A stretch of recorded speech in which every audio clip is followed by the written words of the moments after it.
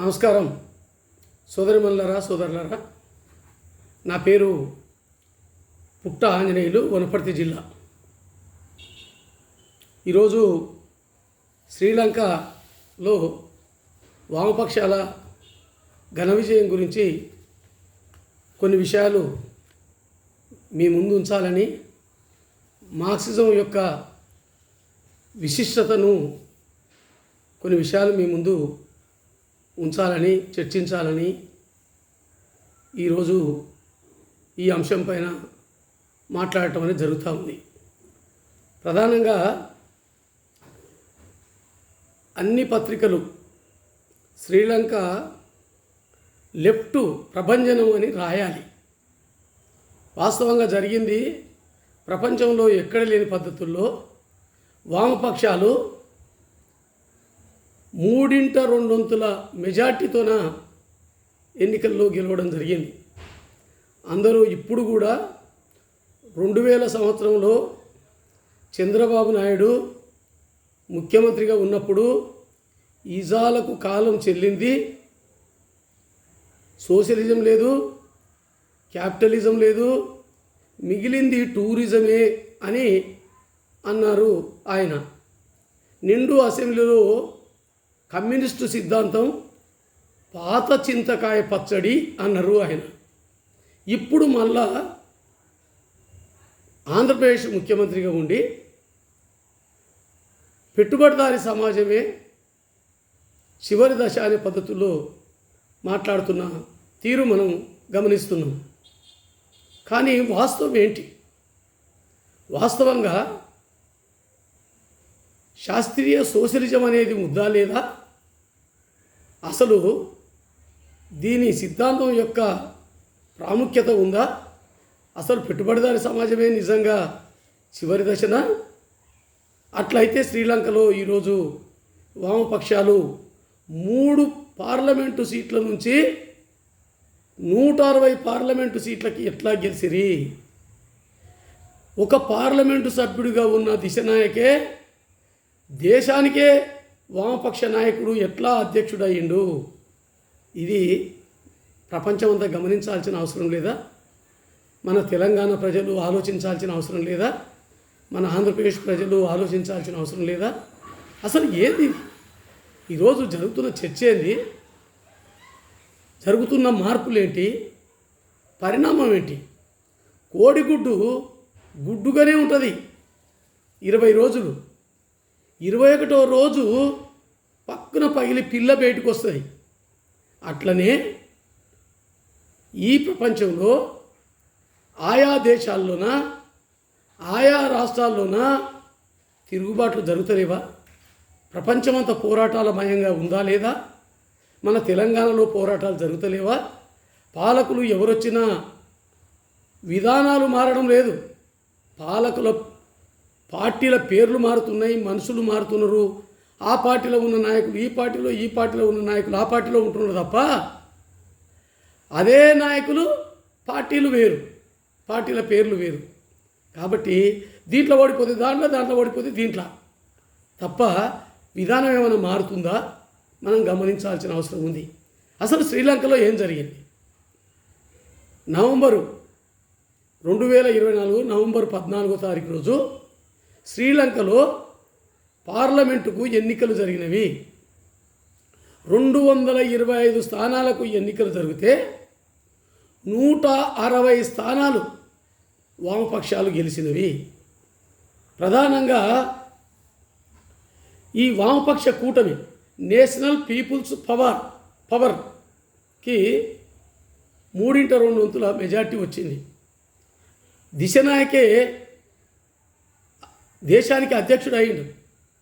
ఆయన ఒక పిలిపించిండు, ఈ విధానాలు మారాలంటే, ఆర్థిక సంక్షోభం నుంచి మనం బయటపడాలంటే వామపక్షాలకు మద్దతు ఇవ్వండి, 3/2 మద్దతు ఇవ్వండి, మాకు ఆ పద్ధతిలో గెలిపించండి. తప్పక మన ఆర్థిక సంక్షోభం నుంచి మన శ్రీలంక ప్రజలను విముక్తి చేసేదానికోసం మేము వామపక్షాల భావజాలంతో ప్రయత్నం చేస్తామని పిలిపించింది. పిలిపించిన తర్వాత ప్రజలు కూడా ఈ ఎన్పిపికి నేషనల్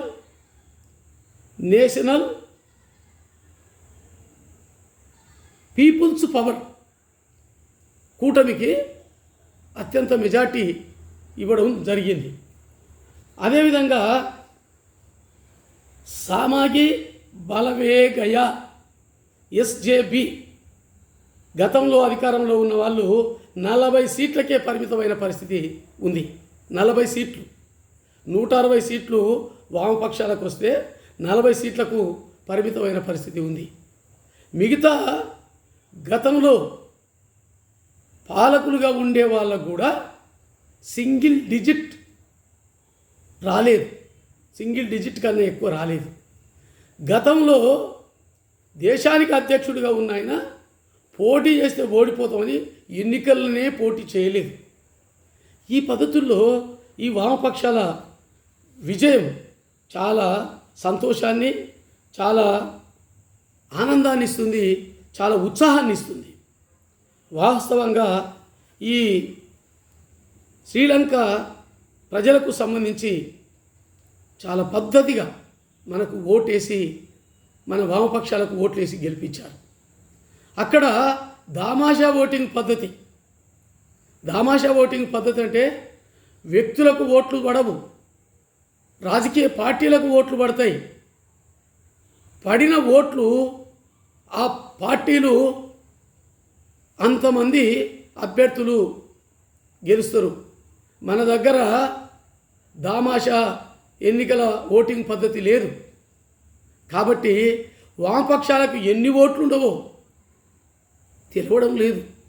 ఎక్కడో ఒకతోనో రెండుతోనో పోటీ చేస్తే అక్కడున్న ఓట్లే తెలుస్తుంది వామపక్షాలకు. నిజంగానే దేశవ్యాప్తంగా ఉండే వామపక్షాల ఓట్లు ఒక దగ్గరికి వస్తే సీట్లు పెరుగుతాయి. తెలంగాణ రాష్ట్రం అంతా దామాషా ఎన్నికల పద్ధతిలో ఓట్లు వేస్తే వామపక్షాల అభిమానులు అందరూ ఓట్లేయచ్చు, దాంతో సీట్లు పెరుగుతాయి.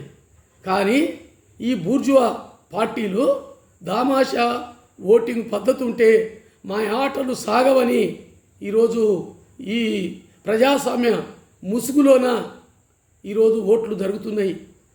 ఎవ్వడు కోటీశ్వరుడు శతకోటీశ్వరుడు ఉంటే వాళ్ళు ఎన్నికల టైంలో ఒక 10-15 రోజుల ముందు వచ్చి నెల రోజులు ప్రచారం చేసి డబ్బులు వంచి, సారా వంచి, తిండి పెట్టి, కూళ్ళు పెట్టి ప్రచారం చేసుకొని ఎన్నికలు గెలుస్తున్నారు. కమ్యూనిస్టులకు ఆ స్థితి అవసరం లేదు. ప్రజల కోసం కమ్యూనిస్టులు, ప్రజల అభ్యున్నతి కోసం కమ్యూనిస్టులు. కాబట్టి ప్రజలు గుర్తించే వరకు మేము ప్రచారం చేస్తూనే ఉంటామని కమ్యూనిస్ట్ పార్టీ మార్క్సిస్టు చెప్పింది. వాస్తవంగా 1996లోనే జ్యోతి బసు సిపిఎం పశ్చిమ బెంగాల్ మాజీ ముఖ్యమంత్రి 23 సంవత్సరాలు ఏకధాటిగా ముఖ్యమంత్రిగా ఉన్న జ్యోతి బసును ప్రధానమంత్రిగా కావాలని అందరూ కోరినా సిపిఎం దాన్ని తిరస్కరించింది. ఎందుకు? మేము ముఖ్యమంత్రి ఉంటే, ప్రధానమంత్రి ఉంటే మీరేమో ధనవంతులకు మేలు చేయమని సంతకాలు చేయమంటారు, ధనవంతులకు మేలు చేయడానికి మేమెందుకు కావాలి? కాబట్టి మాకు అవసరం లేదన్నది సిపిఎం పార్టీ. ఈ దేశంలో ఎవరైనా వచ్చిన పదవిని, ప్రధానమంత్రి పదవిని వద్దనే పార్టీ ఏదైనా ఉందంటే అది సిపిఎం పార్టీ. కాబట్టి ఆలోచించాలి, సిపిఎంను ఆదరించాలి. వాస్తవంగా బండ్లు ఓడలు అవుతాయి, ఓడలు బండ్లు అవుతాయి అని అంటారు. ఇది రుజువైంది. 3 సీట్లే ఉన్నాయి, 160 సీట్లకు ఎగబాకారు. ఈరోజు సిపిఎం పార్టీకి ఈ తెలంగాణలో 1 సీటు లేకపోవచ్చు. ప్రజలు తలుచుకుంటే ఏకధాటిగా ఎంతవరకైనా తీసుకుపోయే శక్తి ప్రజలకు ఉంది. ప్రజల కోసం పనిచేస్తున్నది సిపిఎం పార్టీ. ప్రజల కోసం, కార్మికుల కోసం, కష్టజీవుల కోసం, రైతుల కోసం, కూలీల కోసం, వృత్తిదారుల కోసం, ఉద్యోగుల కోసం పనిచేస్తున్నది ఎవరు? సిపిఎం కానీ, ఎర్ర జెండాలు కానీ, వామపక్షాలు ఆ పద్ధతిలో పనిచేస్తుంది. కాబట్టి వామపక్షాల బలం ఎక్కడ ఉంది అంటే ప్రజల్లో ఉంది. ప్రజల కోసం పనిచేస్తున్నాం. ప్రజలు మమ్మల్ని అర్థం చేసుకుంటే ఎప్పుడైనా మార్పు రావచ్చు. ఇప్పుడు వస్తాం అననికి లేదు. తర్వాత చాలామంది అంటుంటారు, ఇక ఏముందయా కమ్యూనిస్టుల పని అయిపోయింది, ఏడ గెలిచేది లేదు, యాది లేదు, ఊరికే మీరు ఎప్పుడు కష్టపడుతుంటారు, ఎప్పుడు జనంలో తిరుగుతుంటారు, వాళ్ళ కోసం పోరాటాలు చేస్తారు, వాళ్ళ కోసం దెబ్బలు తింటారు, వాళ్ళ కోసం జైల్లో పోతారు, వాళ్ళ కోసం ప్రాణాలు అర్పిస్తారు, కానీ మీకు ప్రజలు ఓట్లు వేయడం లేదు. ప్రజలకు మీద మాకు విశ్వాసం ఉంది. ఈరోజు కాకపోయినా రేపైనా మా మీద ప్రజలకు విశ్వాసం వస్తే మళ్ళీ ఓటమి ఉండదు. ఎందుకు అనంటే మేము విద్యుత్ పోరాటంలో 3 అమరులైనరు, ముదిగొండ పోరాటంలో 7 మంది అమరులైనరు, కానీ పట్టిన జెండా దించకుండా ఆ పద్ధతిలో పోరాటం చేస్తున్న పరిస్థితి ఉంది. కాబట్టి మీరు అర్థం చేసుకోవాల్సిన అవసరం ఉంది. ఈరోజు శ్రీలంకలో విజయం ప్రపంచానికి స్ఫూర్తి. ఎర్ర జెండా అంటే ఒక దేశానికి పరిమితమైన జెండా కాదు. కాంగ్రెస్ జెండా భారతదేశానికే పరిమితం, బీజేపీ జెండా భారతదేశానికే పరిమితం, తెలుగుదేశం జెండా ఆంధ్ర తెలంగాణకే పరిమితం, బీఆర్ఎస్ జెండా తెలంగాణకే పరిమితం, కానీ సిపిఎం జెండా భారతదేశానికే పరిమితం. సిపిఎం సిద్ధాంతం సంబంధించిన జెండా, మార్క్సిజం లెనినిజాన్ని కోరుకొని పనిచేస్తున్న జెండా ఎర్ర జెండా. ప్రపంచమంతా కార్మికులు కష్టజీవులు ఎక్కడ ఉంటే అక్కడ ఎర్ర జెండా ఉంది, పేదలు ధనవంతులు ఎక్కడ ఉంటే అక్కడ ఎర్ర జెండా ఉంది, కూలి కోసం భూమి కోసం పోరాడుతూనే ఉంది, ఉద్యోగాలకు జీతాల కోసం పోరాడుతూనే ఉంది, ప్రభుత్వాల మార్పు కోసం ప్రత్యామ్నాయ విధానాల కోసం ఉద్యమిస్తుంది. ఈరోజు శ్రీలంకలో వచ్చిన విజయం మామూలు విజయం కాదు. 2002లో ఆర్థిక సంక్షోభం వచ్చి మొత్తం దేశ అధ్యక్షులే పారిపోతే ఆ స్థానంలో వామపక్షాలు 3 సీట్లు ఉన్నోళ్ళు దేశమంతా తిరిగి ప్రచారం చేసి ఖచ్చితంగా మాకు అనుమతి ఇవ్వండి, మాకు అవకాశం ఇవ్వండి, మేము ఈ ఆర్థిక సంక్షోభం నుంచి బయటేస్తాం, IMF షరతుల నుంచి బయటపడతాం, మీరు మాకు అవకాశం ఇవ్వండి. ప్రజలారా, ఈ విధానాలు ఏవైతే మనకి ఈరోజు తిండికి, గుడ్డకు, బతకడానికి, జీవితానికి, జీవన విధానానికి, కనీస వేతనాలకు లేకపోవడానికి, ఈరోజు తిండికి కూడా ఇబ్బంది పడుతున్న మనము ఏళ్ళ మీద లెక్క పెట్టుకుంటున్న కోటీశ్వరులు. కాబట్టి ఆ కోటీశ్వరుల పార్టీలను పక్కన పెట్టండి, కార్మిక వర్గ పార్టీలను మాకు ఆదరించండి అని ప్రజలకు విజ్ఞప్తి చేసిండ్రు. దిశనాయకే విజ్ఞప్తి, వామపక్ష పార్టీల విజ్ఞప్తి. దాంతో ప్రజలందరూ ఒక్కుమ్మడిగా ఆలోచన చేసి ఈరోజు శ్రీలంకలో గెలిపించడం జరిగింది. కాబట్టి ఈరోజు మనం ఇజాలకు కాలం చెల్లింది, సిద్ధాంతాల పని అయిపోయింది అని చాలామంది 1990 నుంచి మాట్లాడుతున్నారు. ఈ మాట 90కి పూర్వం లేదు. 90కి పూర్వము రష్యా ఒకవైపు, అమెరికా ఒకవైపు ప్రచ్ఛన్న యుద్ధం సాగింది. రష్యా సోవియట్ యూనియన్ ఏదైతే ఉందో మన భారతదేశానికి మొట్టమొదట మన కంపెనీలు పెట్టుకోవడానికి ఆర్థిక సహాయం చేసింది సోవియట్ యూనియన్. రష్యా 1917లో రష్యాలో లెనిన్ నాయకత్వంలోన విప్లవం జయప్రదమైంది. మార్క్సిజం లెనినిజం సిద్ధాంతం ప్రకారము విజయం సాధించింది. మార్క్సిజం లెనినిజం ఎక్కడొచ్చింది? అసలు మార్క్స్ ఎవరు, లెనిన్ ఎవరు, ఎంగెల్స్ ఎవరు మనం తెలుసుకోవాల్సిన అవసరం ఉంది. వాస్తవంగా మార్క్స్ కానీ, అదేవిధంగా ఎంగెల్స్ కానీ, లెనిన్ కానీ మన మార్క్సిస్టు మహోపాధ్యాయులు. 1818 నుండి జన్మించి 1818లో జర్మనీ దేశంలోని ట్రైల్ పట్టణంలోన 1818లో జన్మించిన కార్ల్ మార్క్స్ 1883లో మరణించారు. ఎంగెల్స్ 1820లో జన్మించి 1893లో మరణించారు. వీళ్ళిద్దరూ ప్రాణ స్నేహితులు. ఎంగెల్స్ ఏమో ఒక పెట్టుబడిదారుని కుమారుడు, కార్ల్ మార్క్స్ ఏమో ఒక లాయర్ కుమారుడు. మధ్యతరగతి కుటుంబం మార్క్స్ది. కానీ ఇద్దరు ఒక సిద్ధాంతం కోసం, ఒక ఆశయం కోసం చివరిదాకా సత్యదాకా స్నేహంతోన సిద్ధాంతాన్ని ఇద్దరు కలిసి రాసి ఈ సమాజాన్ని అధ్యయనం చేసి సమాజ పరిణామాన్ని అధ్యయనం చేసి వాళ్ళు ఇచ్చిన సిద్ధాంతమే మార్క్సిజం లెనినిజం. లెనిన్ ఏంది?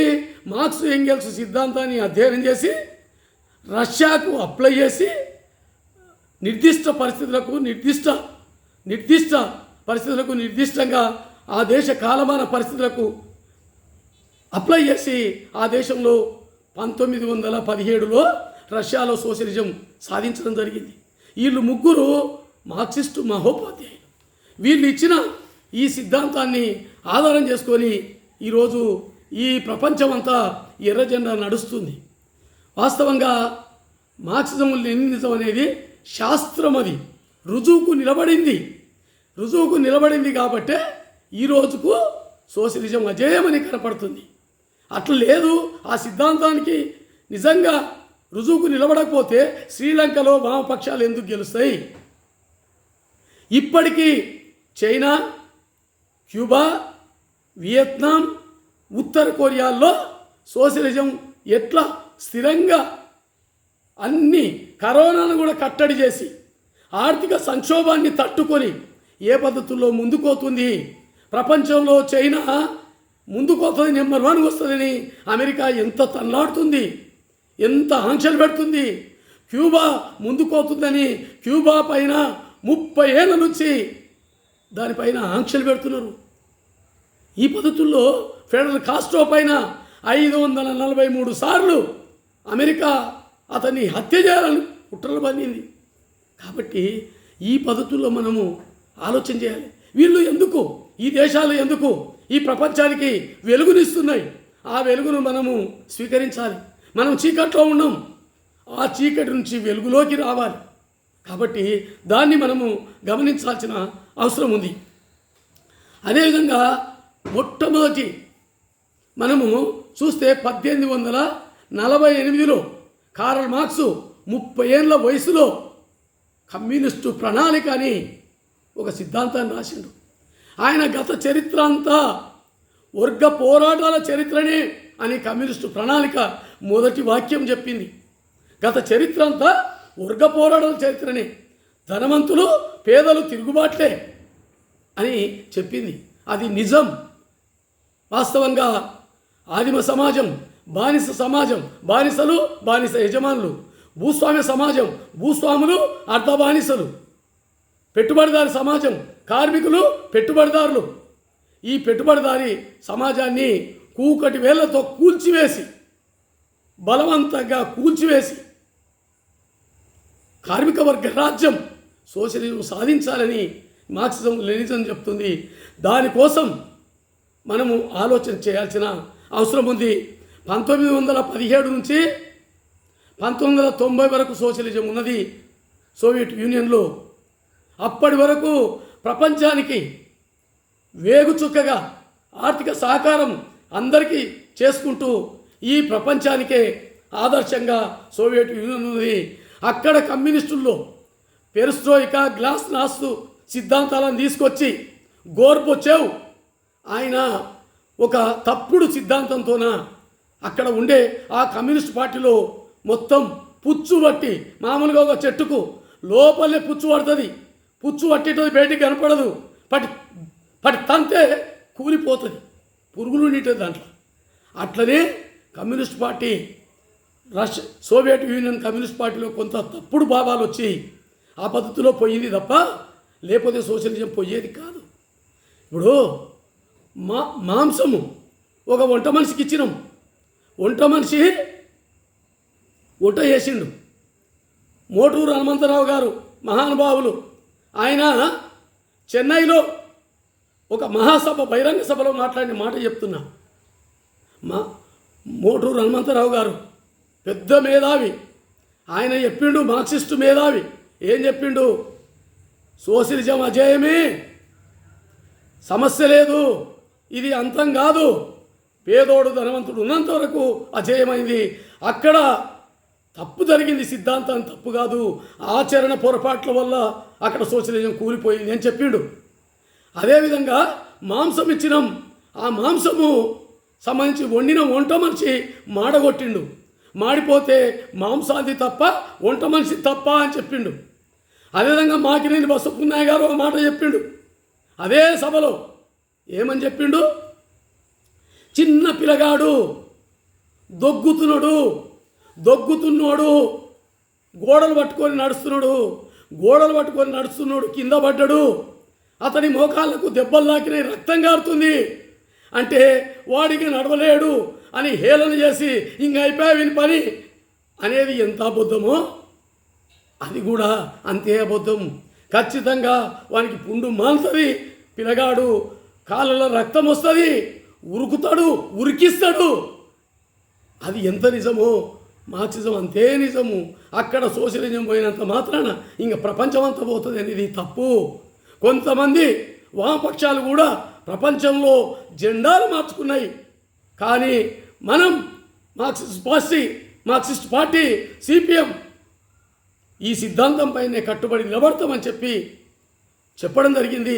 ప్రపంచానికి మొత్తం ఈ ప్రపంచ కమ్యూనిస్టులను ఒక తాటి మీదకి తీసుకొచ్చి ఒక సెమినార్ పెట్టండి, ఒక అవగాహన కల్పిస్తాం, మార్క్సిజం అజేయము, వర్గ పోరాటం శాస్త్రం అని చెప్పుదామంటే ఎవరు ముందుకు రాకపోతే సిపిఎం పార్టీ 1993లో ముందుకొచ్చి కలకత్తాలోన ఓ మీటింగ్ పెట్టి 30 దేశాల కమ్యూనిస్టులతోన ఒక సభ జరిపినరు, సెమినార్ జరిగింది.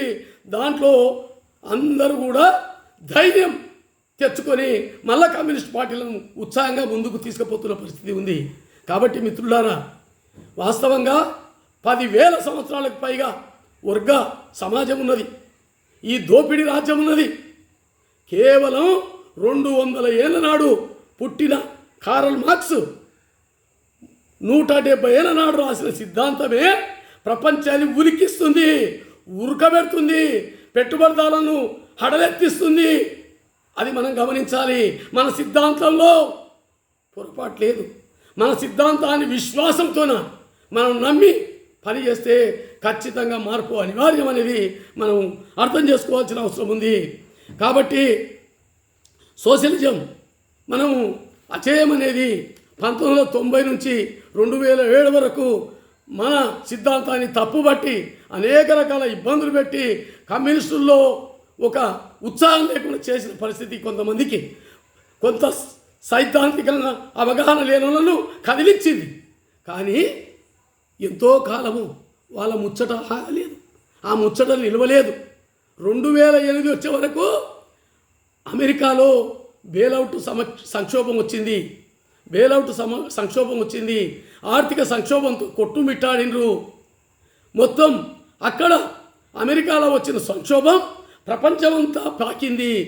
కానీ UPA 1 ప్రభుత్వానికి వామపక్షాల మద్దతు ఇవ్వడం వల్ల 64 మంది ఎంపీలు కమ్యూనిస్టులకు ఉండడం వల్ల బీజేపీకి దాని మిత్రపక్షాలకు కానీ కాంగ్రెస్కు దాని మిత్రపక్షాలకు కానీ సొంత బలం లేనందువల్ల ఈ సోనియా గాంధీ గారు మీరు మాకు మద్దతు ఇవ్వండి, 25 మంత్రి పదవులు ఇస్తామంటే మాకు మంత్రి పదవులు అవసరం లేదు, ఉన్న ఊర్లో పని కల్పించండి, గ్రామీణ ప్రాంతాల్లో ఉపాధి హామీ ఇవ్వండి అని పోరాడి సాధించడం. ఇప్పటికీ ఆ పని నడుస్తుంది.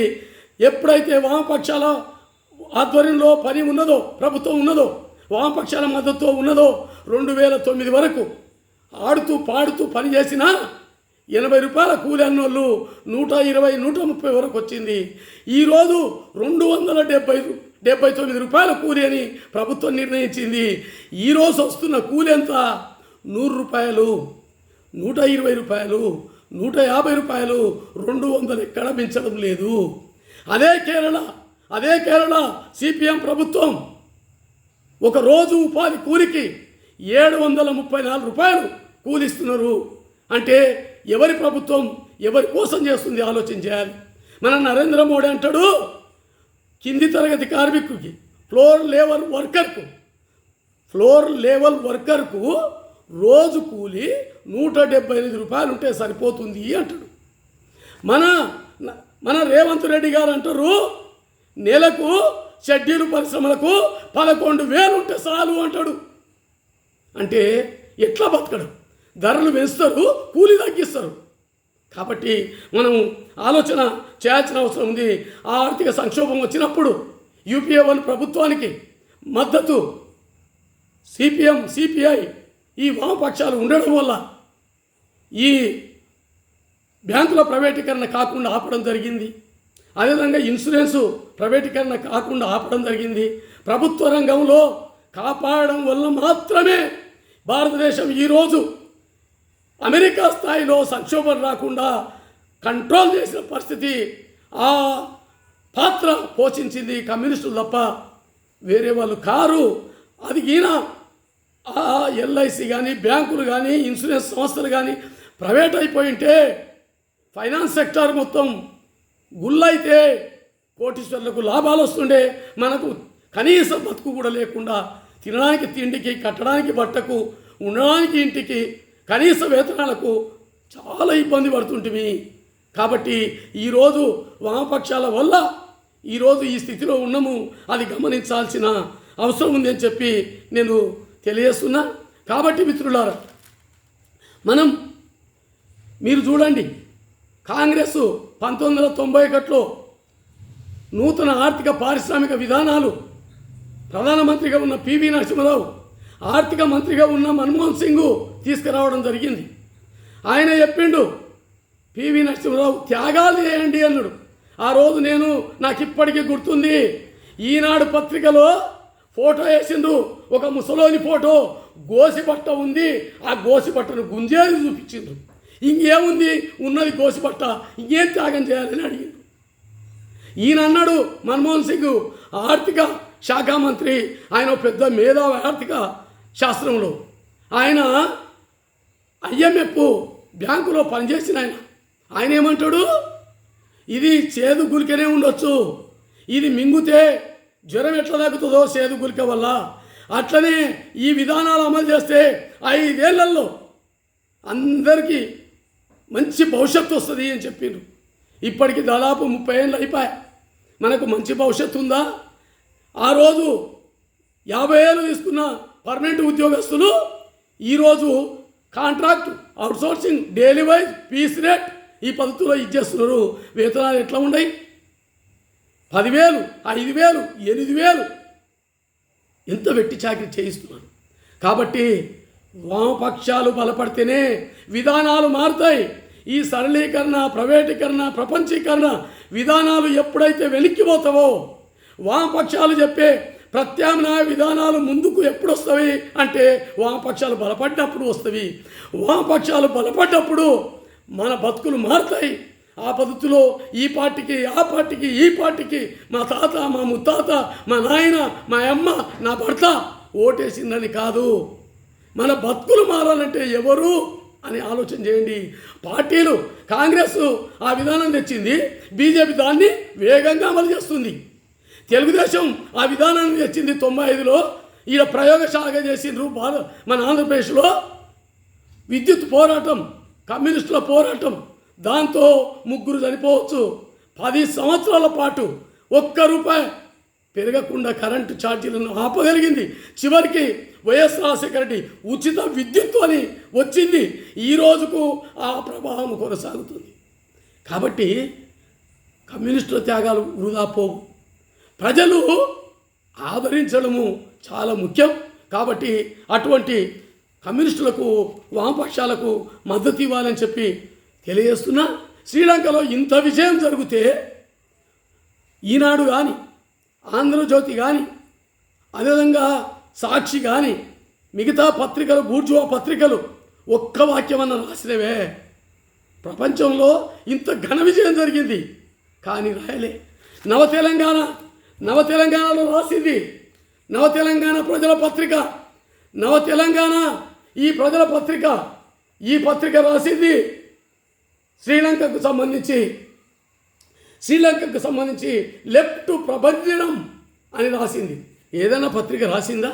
వామపక్ష పత్రికలు తప్పితే బూర్జువా పత్రికలు అంటారు. డబ్బులలో పెట్టుబడిదారుల పత్రికలు ఇవి. కాబట్టి అవి రాయవు. ఎందుకు? ఇటువంటివి తెలిస్తే ప్రజలు చైతన్యమైతే మా ఆటలు సాగవు అని ఒక్క టీవీ అన్న చూపించిందా మనది వామపక్షాల బలం పెరిగింది అని? కానీ చూపలేదు. కాబట్టి మనము అర్థం చేసుకోవాల్సిన అవసరం ఉంది. సోషలిజం 5 దేశాల్లో ఉంది. లాటిన్ అమెరికా దేశాల్లో, అమెరికాకు 100 కిలోమీటర్ల దూరంలో, 90 కిలోమీటర్ల దూరంలో ఉన్న దేశాల్లో ఎల్ సాల్వెడార్ వామపక్షాలు ఎన్నికల ద్వారా గెలిచిన ఈ మధ్యకాలంలో, నికరాగువా ఎన్నికల ద్వారా గెలిచినాయి కమ్యూనిస్టులు వామపక్షాలు, వెనిజులా వామపక్షాలు గెలిచినాయి. అదేవిధంగా చిలీ అలెండిని చంపి అక్కడ కమ్యూనిస్టులు లేకుండా ఊచుకోత పోసిండ్రు. కానీ ఆయన మనవడే ఈరోజు దేశానికి అధ్యక్షుడైండు. ఎవడు ఆపగలిగిండు?